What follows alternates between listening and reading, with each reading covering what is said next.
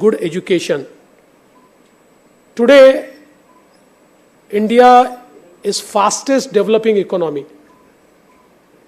We are fifth largest economy of world, and soon we will be the third largest economy of world. When you grow, the challenges also grow.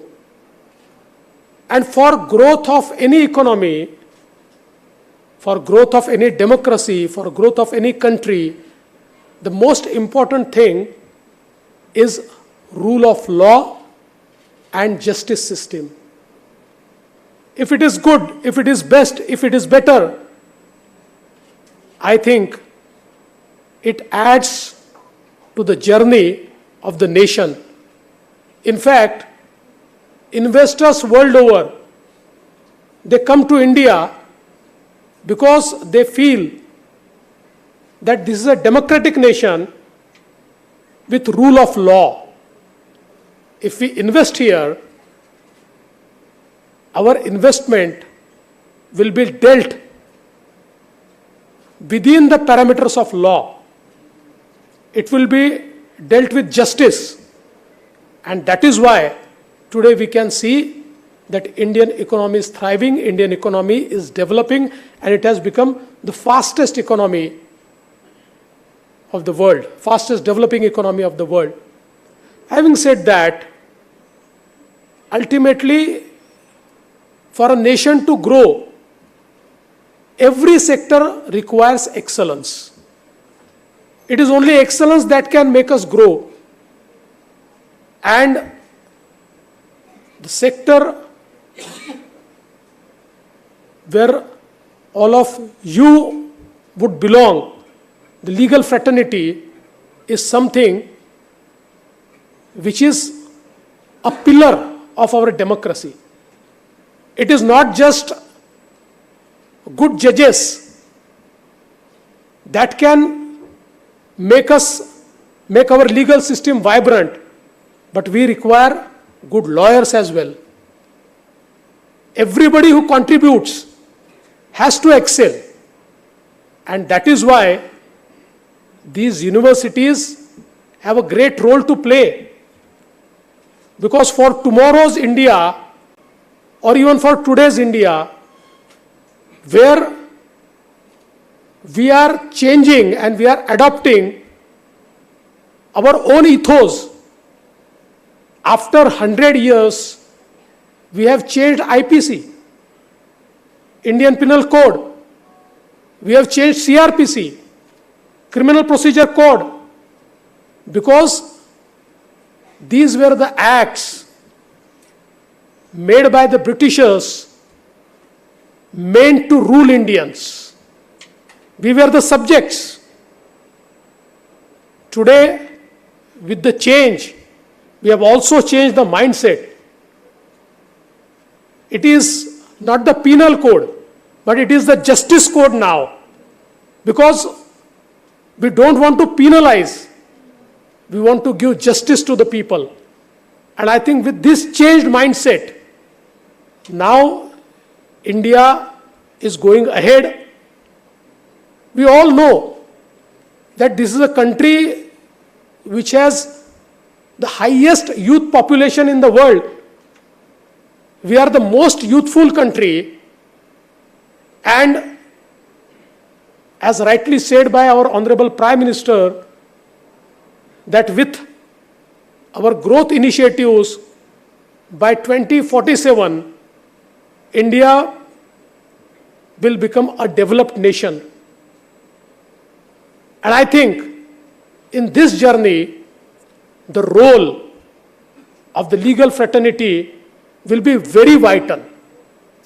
Today, when we see that against democracy, anarchist forces are also developing, anarchist forces are trying to destabilize our institutions. We have seen that today our courts have highest credibility amongst all institutions in democracy. There are forces who are also trying to create a notion that courts are no more independent. They are trying to destabilize people's faith in our courts. I think there are many things which we need to deal with, but I am sure that the vibrant constitution which has been given to us by our Honorable Bharat Ratna Dr. Baba Saheb Ambedkar is so powerful that the solution for every question lies in our constitution. And being law students, I think we must understand what are the ethos on which our constitution is built. Being students, we always want to enjoy liberty. And that's not wrong. But what about responsibility? I think, I always remember I was taught by my professor that my liberty is absolute. But my liberty ends where my fellow citizens' liberty starts. I must know what is absolute. And I think if we understand our liberty as well as our responsibility, we will be contributing most in this journey of development. As rightly told by Justice Gugeji, that this hostel will provide good infrastructure. It is not just good infrastructure that will create a better human resource.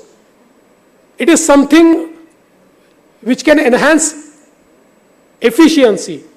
But it is our approach. It is our will to become best.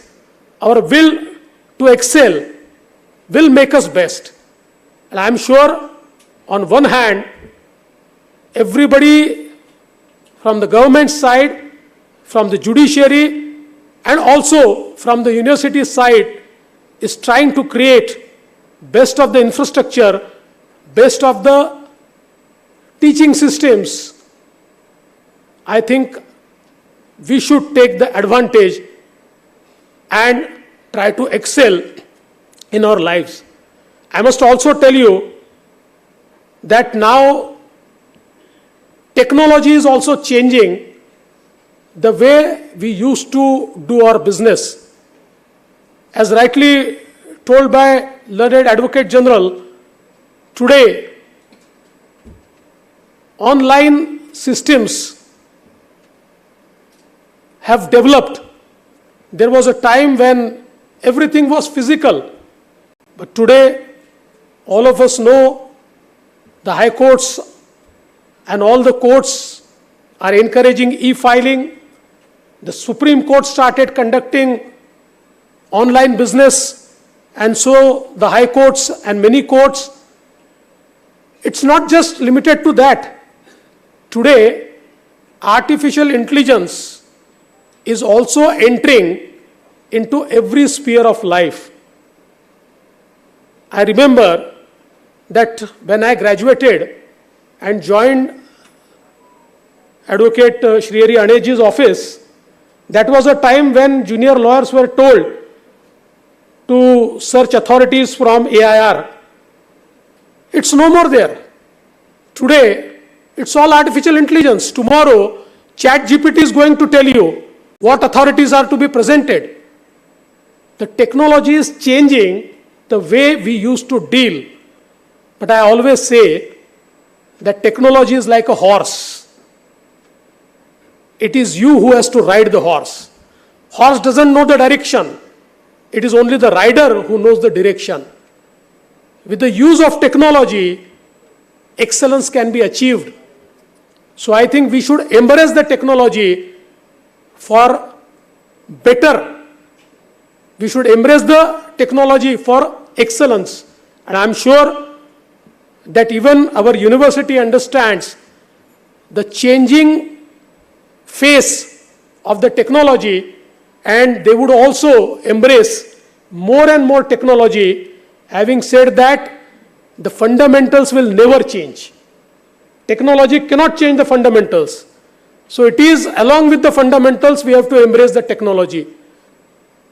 I am very happy today that this beautiful infrastructure has been created and a girls' hostel has been created.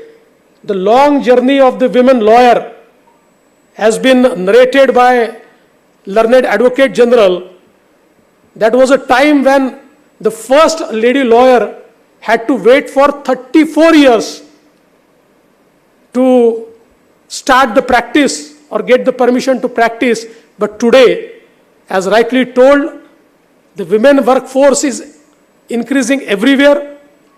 Even in our judiciary today, in the Supreme Court, we can see the lady judges. In the High Courts, 10% of our judges are lady judges, and this will increase. All our Chief Justices have always expressed that we need to increase the women judges in the judiciary, and I am sure that the journey towards that has already started.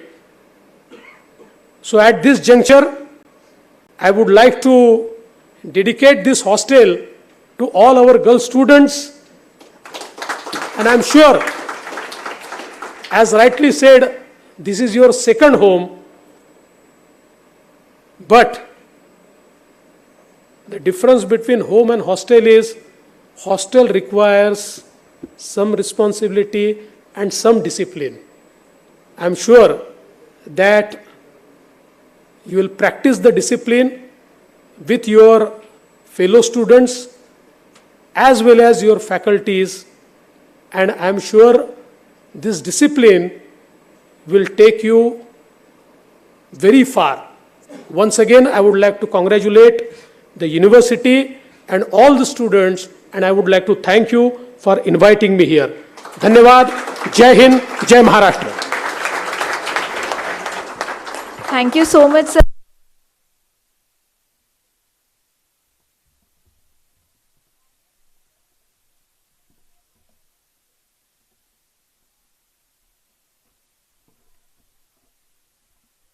Professor Dr. Dhanaji Jadhav to propose a vote of thanks.